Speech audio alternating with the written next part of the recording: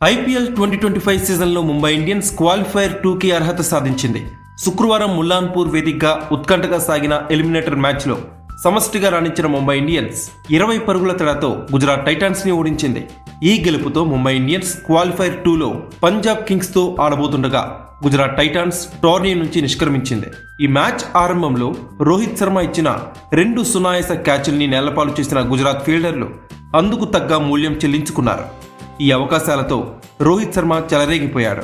అలానే first innings ఆఖర్లో Hardik Pandya కొట్టిన సిక్స్లు కూడా ఈ మ్యాచ్లో క్రూషియల్గా మారాయి. ఇక ఈ మ్యాచ్లో రోహిత్ శర్మ చరిత్ర సృష్టించాడు. ఐపీఎల్లో 7,000 పరుగుల మైలురాయిని అందుకున్న రెండో బ్యాటర్గా నిలిచాడు రోహిత్. 7,000 పరుగుల మైలురాయితో పాటు 300 సిక్స్ల క్లబ్లో చేరాడు రోహిత్. ఇక 229 పరుగుల భారీ లక్ష్యఛేదనలో గుజరాత్ టైటాన్స్ కి శుభారంభం దక్కలేదు. ట్రెంట్ బౌల్ట్ వేసిన తొలి ఓవర్లోనే శుభ్మన్ గిల్ ఎల్బీడబ్ల్యూగా వెనుదిరిగాడు. క్రీజులోకి కుశాల్ మెండిస్ రాగా మరో ఓపెనర్ సాయి సుదర్శన్ ఇన్నింగ్స్ ని ముందుకు నడిపించాడు. దూకుడుగా ఆడిన ఈ జోడీ వేగంగా పరుగులు రాబట్టింది. దాంతో పవర్ ప్లేలోనే గుజరాత్ వికెట్ నష్టానికి 66 పరుగులు చేసింది. ఆ వెంటనే కుశాల్ మెండిస్ 20 పరుగుల వ్యక్తిగత స్కోర్ వద్ద హిట్ వికెట్ గా వెనుదిరిగాడు.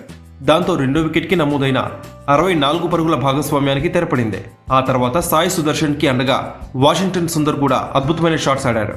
దాంతో గుజరాత్ స్కోర్ బోర్డ్ పరిగెత్తగా ముంబై ఆటగాళ్లు తీవ్ర ఒత్తిడికి గురయ్యారు. అప్పుడే ముంబైకి మ్యాచ్ విన్నింగ్ మూమెంట్ ని అందించాడు జస్ప్రీత్ బుమ్రా. హాఫ్ సెంచరీకి చేరువైన వాషింగ్టన్ సుందర్నే బుమ్రా స్టన్నింగ్ యార్కర్తో క్లీన్ బౌల్ చేశాడు.